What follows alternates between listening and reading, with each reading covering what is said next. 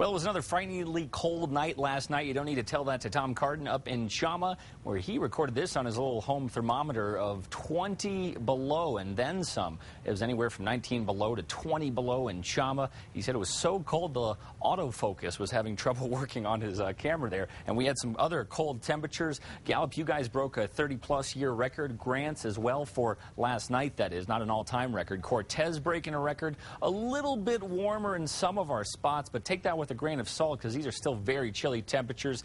Albuquerque anywhere from the single digits to 10 degrees last night. So we're going to start to inch temperatures up as a little bit as we're going to get a little more of a southwest flow here. The biggest difference will be in the southeastern southeast, where we'll see temperatures spike up above 60 in some locations. Mostly calm and cool for Monday. And then as we get into Monday through Wednesday, a little weak system is going to kind of scrape the northwestern part of the state. Slight snow chance for our northern mountains and northwestern mountains. We're not talking serious accumulations that with this thing, and not a lot of moisture with it to really get us going. This is where it's going to come from. The system kind of churning and burning on the southwestern coast of California. It'll flick some energy our way at the beginning of the week, and it kind of hovers here for a little bit, and then it's going to dive to the south and the east, possibly to the north and the east. This is called a cutoff low, and it kind of is cut off from the main flow, and it kind of goes where it wants. So we will have a chance for some widespread activity by the end of the week. But most of us are going to start out pretty calm for our first week of 2011. Right now, it's still very chilly out there. 13 in Durango, 17 in Cortez.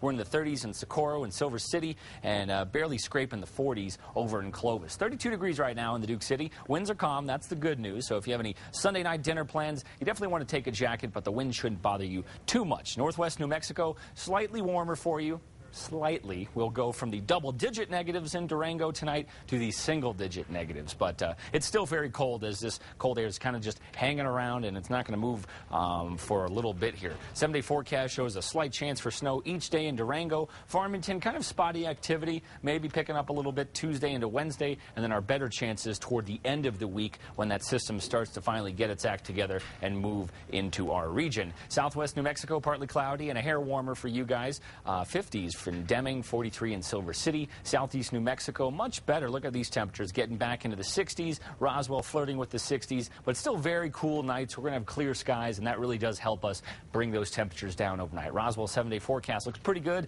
Kind of seesawing with the temperatures. We'll get some cloud cover in here toward the end of the week, which will regulate our highs and drop them down a little bit. A shot of rain for Saturday and Sunday. Northeast New Mexico, mostly sunny and breezy.